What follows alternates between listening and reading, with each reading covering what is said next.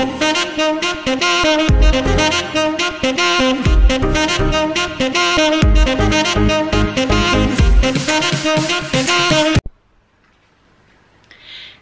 à tous, on se retrouve aujourd'hui pour une nouvelle vidéo et on se retrouve dans ma cuisine.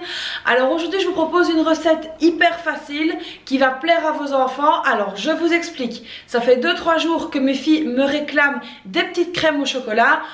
J'ai la flemme d'aller faire les courses, en plus il fait pas très chaud dehors.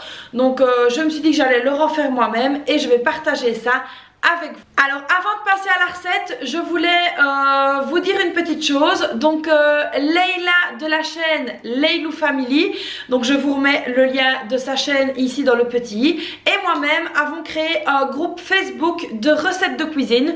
Donc c'est un groupe de partage de recettes, de demande de recettes. Donc je vais vous mettre ici ou ici, je sais pas trop, la photo du groupe. Donc n'hésitez pas à vous rendre sur Facebook et à nous rejoindre sur le groupe pour partager vos recettes ou vos demandes de recettes. On vous attend très nombreux. Et voilà, donc c'est vraiment une recette hyper simple et il ne vous faudra que 4 ingrédients. Et en règle générale, ce sont des ingrédients qu'on a chacun quelque part dans sa cuisine. Donc il vous faudra pour cette recette 550 g de lait.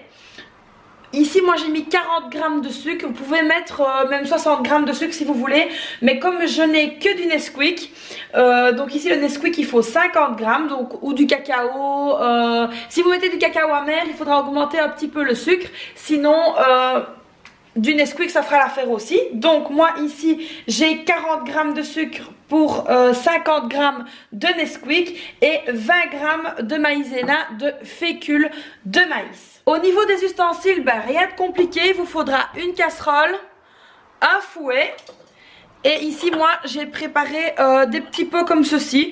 Alors vous pouvez mettre ce que vous voulez, hein, même dans des verres ou vraiment dans ce que vous voulez. Ici moi j'ai pris des petits pots, comme ça ce sera plus facile pour les laisser refroidir. Donc voilà, vous n'avez vraiment besoin de rien du tout pour réaliser cette recette. Donc c'est parti, on commence. On va commencer par verser le lait. Et vous voyez le feu ici est éteint, hein. Donc c'est vraiment sur un feu éteint. Donc on va mettre le lait. Alors on verse tout. La maïzena.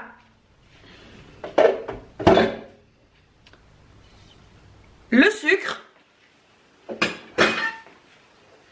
Et le cacao.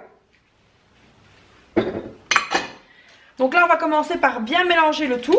Donc comme je vous dis, c'est vraiment une recette qui est hyper facile, qui ne demande pas beaucoup de vaisselle, ça c'est l'important. Et donc c'est parti, on mélange tout.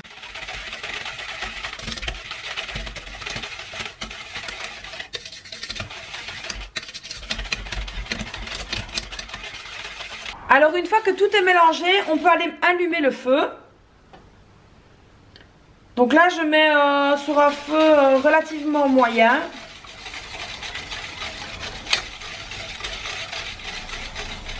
Et on n'arrête pas de mélanger, c'est là la difficulté de la recette. Il n'y a vraiment que cette difficulté là, c'est de continuer à mélanger.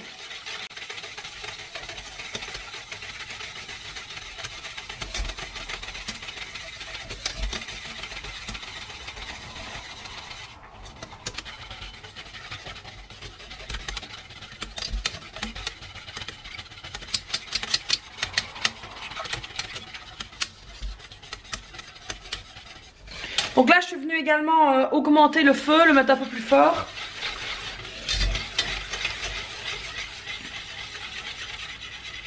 Donc là la crème peut vous paraître très liquide, mais c'est tout à fait normal. En chauffant, l'amidon de la fécule de maïs va permettre à la crème de s'épaissir. Donc voilà, une fois que la crème va commencer à s'épaissir, donc vous allez le sentir avec le fouet qu'elle s'épaissit. Donc toujours mélanger, donc ne jamais relâcher de mélanger, sinon ça va accrocher dans le fond et ça va être la catastrophe. Donc je ne sais pas si vous voyez bien, ici la consistance commence à changer, elle n'est plus aussi liquide qu'avant. Donc on la laisse encore 2 minutes sur le feu, 2-3 minutes grand maximum, et puis on va venir l'arrêter.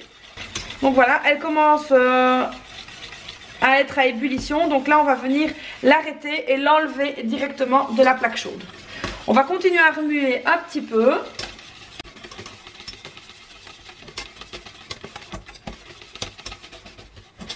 Et voilà, donc une fois que la crème donc est bien cuite et qu'on l'a bien mélangée, donc la consistance elle est un petit peu épaissie comme je vous ai montré, on va venir avec une louche la verser dans les petits bols.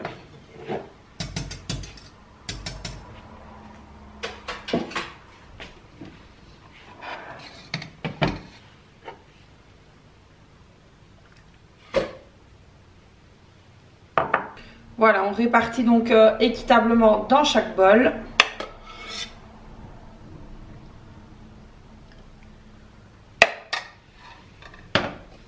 Et donc voilà ce que ça donne, donc c'est terminé. Ici on va les laisser refroidir sur le côté. Comme ça donc ce soir elles seront bonnes à manger, elles auront bien épaissi. Et on fera une petite déco pour ce soir, je vous montrerai ça tout à l'heure. A few moments later. Recoucou à tous, donc on se retrouve bien plus tard pour moi et il y a quelques secondes pour vous. Donc je suis de nouveau dans ma cuisine, donc mes petites crèmes que vous voyez ici derrière moi sont en train de refroidir depuis tout à l'heure déjà, donc elles sont déjà quasiment bien refroidies. Et là je vous embarque avec moi donc pour préparer le souper et aujourd'hui je vais préparer une tagine de petits pois qu'on appelle gel bénin. C'est parti. Alors pour réaliser cette recette, donc il vous faudra des oignons. Moi ici j'ai pris un oignon blanc et un oignon rouge que j'ai coupé donc comme ceci, pas en petits morceaux mais en tranches. Il vous faudra donc des petits pois. J'ai mis ici également des cœurs d'artichaut et des carottes parce que mes filles adorent les carottes.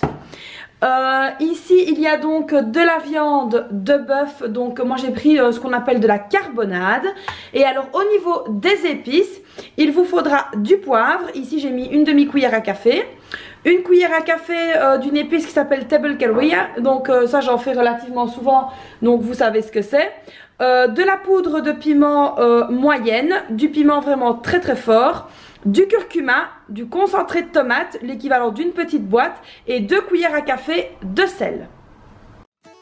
Dans le fond donc de ma tagine, je vais venir verser donc de l'huile d'olive. Alors j'en mets assez généreusement.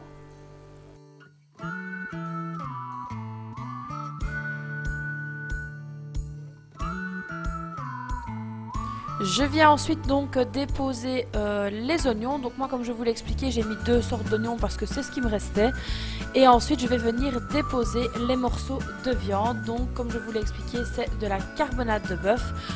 Moi c'est de la viande que j'achète une fois par mois, que je congèle et que je sors au fur et à mesure. Et ensuite je vais venir mettre donc le concentré de tomate et verser toutes mes épices. Donc là je mets bien tout ensemble.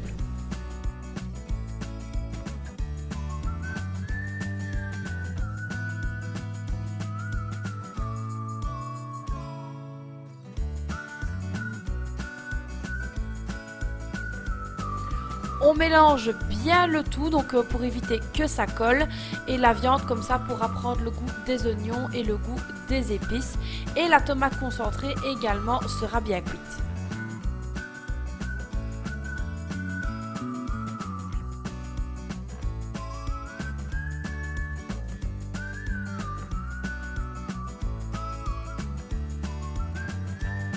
Ensuite je vais venir déposer donc de l'eau qui est déjà chaude. Alors j'évite de verser directement l'eau sur la viande pour ne pas laver la viande de ses épices, donc que les épices restent bien imprégnées dans la viande. Avec la cuillère en bois, je viens bien mélanger pour que le concentré de tomate se dilue bien avec l'eau et les épices.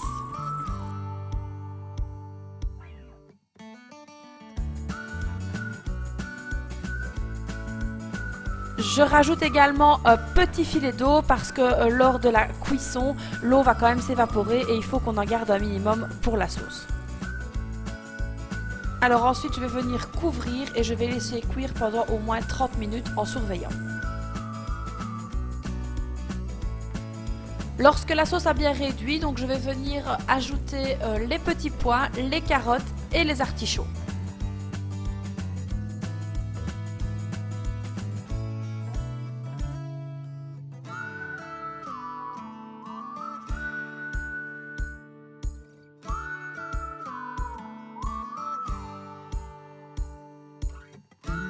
De nouveau, on recouvre et on laisse cuire pendant au moins 20 minutes à feu moyen.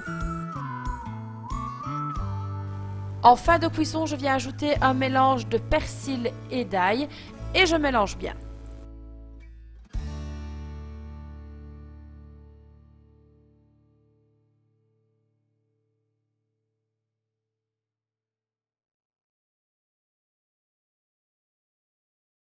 C'est également à ce moment-là que je vais venir checker la cuisson des carottes et des artichauts avec la pointe d'un couteau.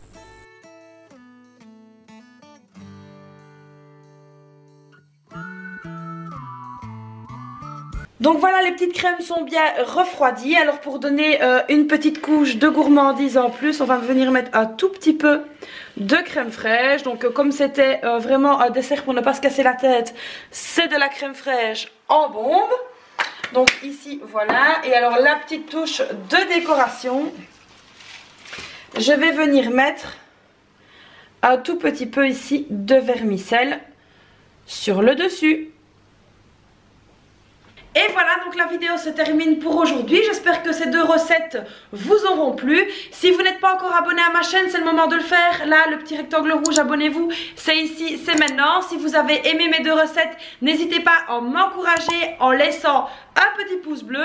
Évidemment, je me ferai un plaisir de lire tous vos commentaires. Et moi, je vous dis à très vite pour une nouvelle vidéo.